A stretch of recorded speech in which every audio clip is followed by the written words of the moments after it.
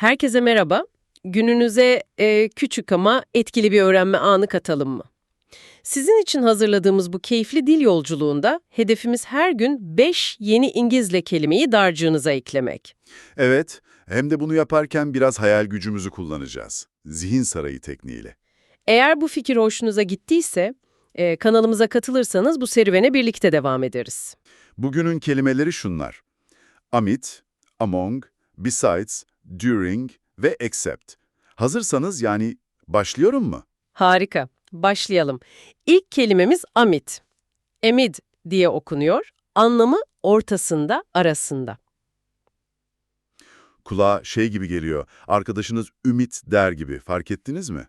Evet. Şimdi gözlerinizi kapatın lütfen. Şöyle canlı, kalabalık bir yer düşünün. Mesela Mısır çarşısı.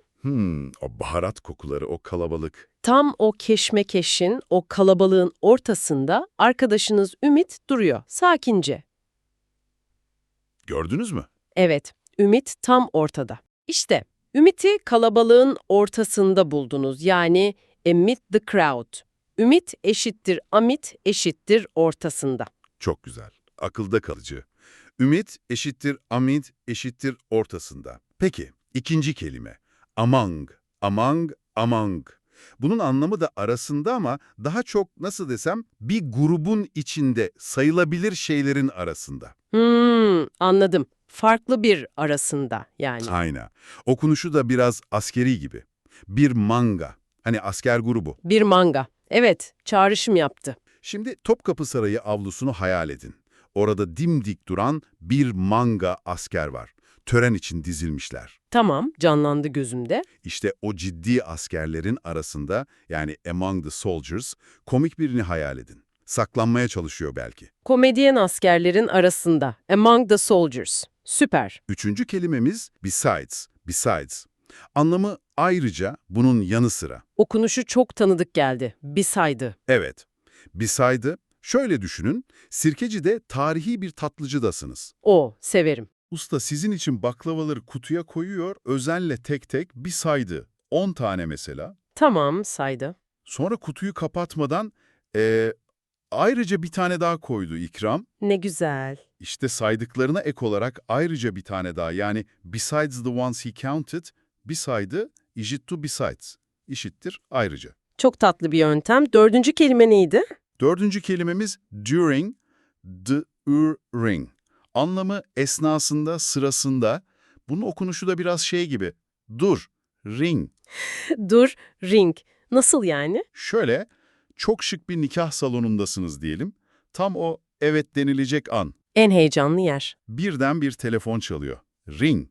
Nikah memuru sinirleniyor biraz, fısıldıyor. Dur, ring. Lütfen sessiz olun. Unutulmaz bir anı olurdu. İşte bu olay ne zaman oldu? Tören sırasında, during the ceremony, dur, ring eşittir during eşittir sırasında. Harika. Bunu unutmam. Peki son kelimemiz? Son kelimemiz except. Except, anlamı hariç, dışında. Okunuşu da eksepet gibi. Aynen öyle. Cıvıl cıvıl bir semt pazarındayız şimdi. Pazarcı size mesela kiraz tartıyor. Tamam. Ama bakıyor ki birkaç tanesi tam olgunlaşmamış, biraz ezik belki. Onları ayırıp yandaki ek sepete atıyor. Anladım. Ayıklıyor yani. Ve diyor ki, abla bu ek sepettekiler hariç hepsi harika. Yani diğerleri güzel, sadece o ek sepettekiler hariç. Except for the ones in the extra basket. Excepet equals except equals hariç. Çok mantıklı. İşte 5 kelimemiz bu kadar. Amid, among, besides, during, except. Şimdi ne yapalım? Bu kelimeleri kullanarak kısa, günlük bir İngilizce sohbet mi yapsak? Harika fikir. Bakalım o canlandırmalar işe yarayacak mı? Dinleyicilerimiz de takip etsin. A2-B1 seviyesi gibi düşünelim. Tamamdır. Başlıyorum o zaman. So, I walked amid the crowds yesterday afternoon. The city center was incredibly busy. Oh, really? I actually found a quiet little cafe among some charming side streets. It was much calmer there. That sounds lovely. I just grabbed a coffee, and besides that I bought a fresh pastry. It was just what I needed. Nice treat. You won't believe this, but my phone started ringing loudly during a very quiet meeting today.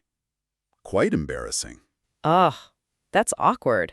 Well, to change the subject, everyone seemed to enjoy the picnic except my cousin, who felt a bit under the weather. Ah, too bad for your cousin. It happens. Evet, işte duydunuz. Günlük basit bir konuşma. Şimdi Türkçesini hızlıca özetleyelim mi? Kelimelerin yerine oturduğunu görelim. Tabii. Ben dedim ki dün öğleden sonra kalabalığın ortasında. Emid, yürüdüm. Merkez çok kalabalıktı. Ben de dedim ki, öyle mi? Ben aslında şirin ara sokakların arasında, aman sakin küçük bir kafe buldum. Orası daha sakindi. Sadece bir kahve aldım ve bunun yanı sıra taze bir hamur işi aldım. Tam ihtiyacım olan şeydi. Ben de, ne güzel bir ikram. Dedim şuna inanamayacaksın. Bugün çok sessiz bir toplantı sırasında telefonum yüksek sesle çalmaya başladı. Çok utanç vericiydi. Ben de, ne kötü dedim. Konuyu değiştireyim. Kuzenim hariç herkes piknikten keyif almış görünüyor. O biraz keyifsizdi. Ben de ona üzüldüğümü söyledim. Olur böyle şeyler.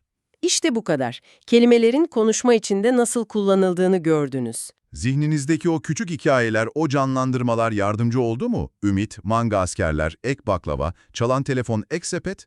Şimdi aynı İngilizce diyaloğu bir kez daha dinleyelim mi? Belki bu sefer kelimeler daha tanıdık gelir. Kesinlikle. Hadi bakalım. So, I walked amid the crowds yesterday afternoon. The city center was incredibly busy. Oh, really? I actually found a quiet little cafe among some charming side streets. It was much calmer there. That sounds lovely. I just grabbed a coffee, and besides that, I bought a fresh pastry. It was just what I needed. Nice treat. You won't believe this, but my phone started ringing loudly during a very quiet meeting today. Quite embarrassing. Oh, that's awkward.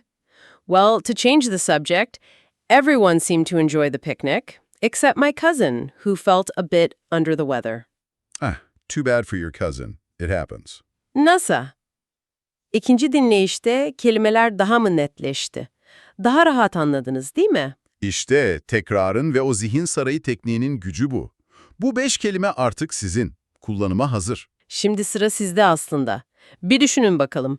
Bugün öğrendiğimiz kelimelerden hangisini nerede kullanabilirsiniz? Belki arkadaşlarınız arasında konuşurken bir şeyden bahsedersiniz. Ya da bir iş yaparken ayrıca başka bir şey daha yaptığınızı anlatırsınız. Belki yoğun bir gün sırasında başınıza gelen ilginç bir olayı anlatırsınız.